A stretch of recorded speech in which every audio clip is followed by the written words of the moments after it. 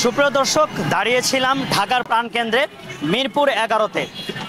আপনারা যেটি দেখতে পাচ্ছেন আমার আশেপাশে চারিদিকে আলোকসজ্জায় সজ্জিত হয়ে রয়েছে।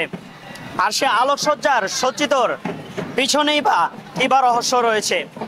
আমরা যতদূর জানি প্রায় 1450 থেকে 1500 বৎসর পূর্বে কারবালার ময়দানে যে ইতিহাস ঘটে গিয়েছিল, সেই ইতিহাসকে কেন্দ্র করে আজকের সেই আয়োজন।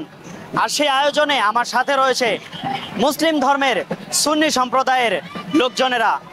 তাদের বিকাল থেকে নিয়ে আজ সন্ধ্যের পরপক্তি পর্যন্ত আমি আপনাদের সাথেই রয়েছি।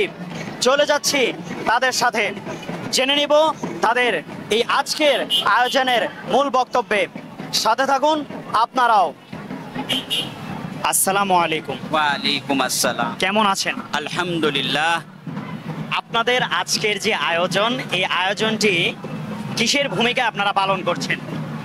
আমরা পালন করছি সৈয়দেনা হযরত ইমাম হুসেন কারবালার প্রান্তে ৭২ সঙ্গীদেরকে নিয়ে শহীদ হয়েছেন এই মহরমের 10 তারিখে। এই আয়োজন ইনারই জন্য, যে তিনি নিজের বংশ নিয়ে সেখানে গিয়ে শহীদ হয়েছেন, তারই জন্য আমরা মহরম উদযাপন করি।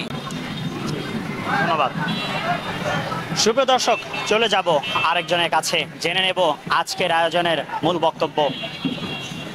আসসালামু আলাইকুম। ওয়ালাইকুম আসসালাম। কেমন আছেন? আলহামদুলিল্লাহ ভাই, আপনি কেমন আছেন? আলহামদুলিল্লাহ ভালো আছি।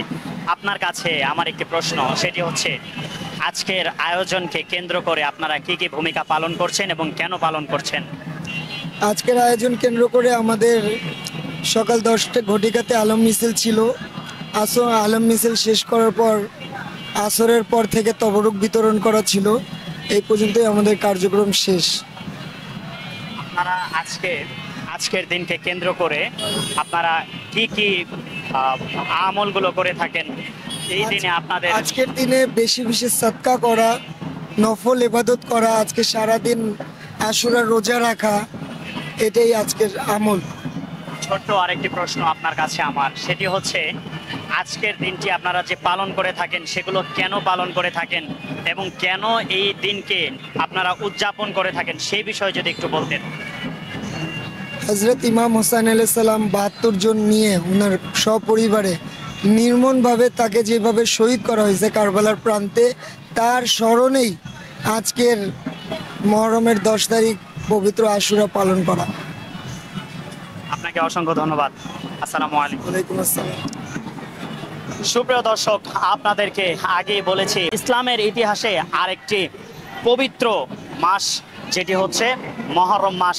আর এই পবিত্র মহরমের মাসের 10 তারিখকে কেন্দ্র করেই চলছে আশুরার আয়োজন। মিরপুর 11-তে যতটুকু আলোকে সজ্জিত হয়ে রয়েছে, ঠিক ততটাই তাদের মনে ইমাম হোসাইন রাদিয়াল্লাহু তাআলা আনহুর জন্য প্রেম এবং ভালোবাসাও রয়েছে।